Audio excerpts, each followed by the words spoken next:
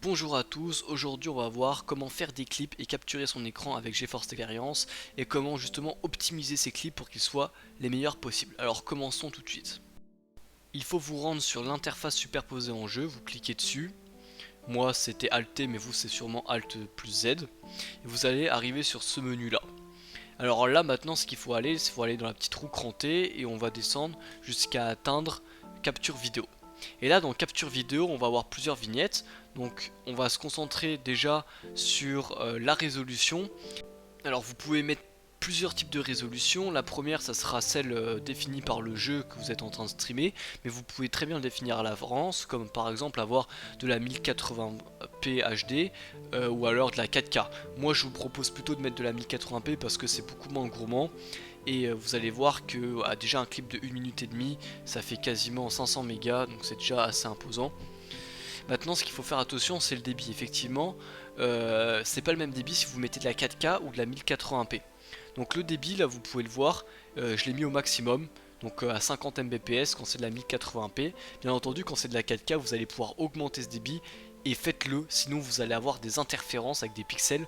En gros vous allez avoir des pixels énormes qui vont apparaître sur votre écran, et bah c'est dû au débit qui est pas assez important. Donc vraiment si vous faites de la 4K, mettez-le au maximum ou au moins à 80 Mbps. Mais franchement plus le débit est important, plus ça sera smooth. Maintenant il y a la fréquence d'image, la fréquence d'image c'est tout simplement 60 fps hein. Et enfin il est tout à fait possible de saisir la longueur du clip que vous voulez faire. À chaque fois que vous allez appuyer sur le bouton, entre 1 minute ou 30 secondes et jusqu'à 20 minutes. Vous cliquez sur précédent et on va aller dans les raccourcis clavier, tout simplement pour pouvoir attitrer une touche précise lorsque vous voulez faire un clip. Et alors la spécificité de GeForce Experience c'est que vous êtes pas obligé d'associer par exemple CTRL plus une touche pour faire le clip.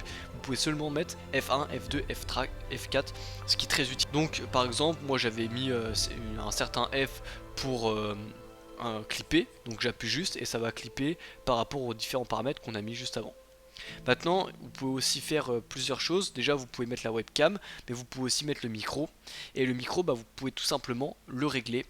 Effectivement, on peut régler le volume du micro, son amplification, et on peut aussi aller jusqu'à séparer la piste donc du son du jeu et la piste du micro. Pourquoi c'est utile de séparer les deux pistes? Tout simplement parce que si vous voulez, vous avez un micro qui est plutôt faible et que vous voulez l'amplifier ultérieurement avec votre site de montage, si la piste du jeu et la piste du micro sont reliés ensemble, il vous sera impossible de dissocier les deux, alors que là vous pouvez très facilement le faire.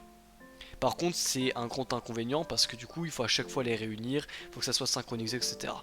Donc pour moi, si vous avez bien calibré votre micro avec les différents paramètres juste au-dessus, il n'est pas nécessaire de séparer les pistes. J'espère que ce tuto vous aura été utile et vous permettra de réaliser de très beaux clips. En attendant, n'hésitez pas à vous abonner et à liker ma vidéo, ça me fera extrêmement plaisir. Allez, à une prochaine vidéo.